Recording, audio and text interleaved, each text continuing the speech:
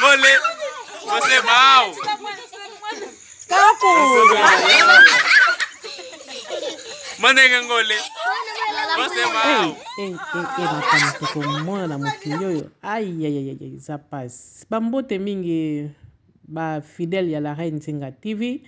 La Reine Nzinga ayeli biso lisusu ba image ya somo. Bino boyebi ke la Reine Nzinga vraiment ayaka pamba te. Soki ete bomoi la Reine aye seke likambo vraiment ezali. Nazotina bino ba image oyo bouti komona ya mwana na biso. Oyo azolia vraiment pilipili. Azolia pilipili. Après mikolo oyo baza wana bazoseka. Pe bazobakisa ye fufu. Makwiti ya fufu. A continuer kolia kaka pilipili wana. Donc image oyo ta natalaki yango epesa nga pena pasi. Nayokaki pasi na motema.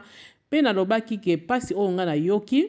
Eza eloko mona koki kolekisa yango boye te. Il faut napesa conseil po biso batie biso na mokili oyo toza na mokili oyo mpona komona kaka makambo oyo boye te ke totika batia biso na mokili oyo po ete ntango tomoni vraiment likambo moko oyo ezoleka wana vraiment oyo mpenza ezosepelisi vraiment mitema na biso te mpe kosepelisa mitema ya bapara ebele te ekosenga ke tolobela yango po ete topesa lisusu conseil na baoyo nyonso baza lisusu na makanisi oyo baoyo nyonso bazotika bana na bango ya mike baliaka bapilipili vraiment boye yango na la Reine Nzinga vraiment aye lisusu pasolola na baami na ye nyonso na bafidèle ya la Reine Nzinga TV.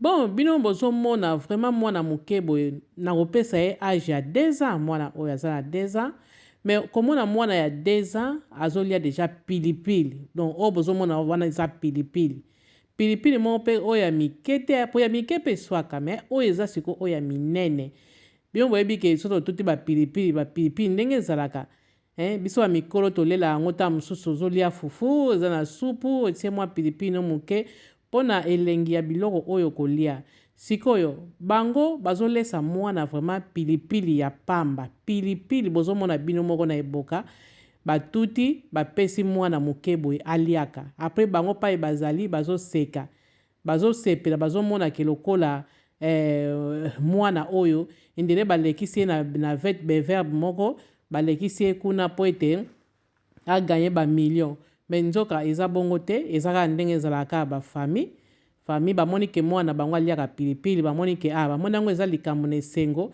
tika ete tofilme mwana biso tobwaka yango na bareseau sociaux ntango tokobwaka yango na bareseau sociaux en tout cas ekosepelisa mpe bato ebele me bayeba yango biloko mosusu ezaka malamu batiaka yango po ete soki mpe bazotia yango te tokoyeba te me na nzela mpe ya kotia biloko ya boye eza mpe malamu mingi ntango tozomona yango tozobeta mpe sete bamisusu mpe oyo bazali oyo bazopesa bana bango baliaka bapilipili na nzela na biso ntango bakoyoka baconseil na biso na bandike bakotika po mwana moke aza no mwana moke ya liboso biso wana mikolo ku tozalaka ntango ozolia pilipili omona ezobebisa oti na kati mona bapulmon oza ozwa problème ya bapulmon bamisusu ntango mosusu stoma ozwa problème ya baestoma wana elinga mingi bapilipili ya boye te sikoyo mwana moke nano aza nano moke kati ya nzoto na ye nano eza na babiloko ya fraîche kolesa ye vraiment pilipili ya boye kolesa ye pilipili soko ntango azolia pilipili bino bomona kaka ke mwana azolia pilipili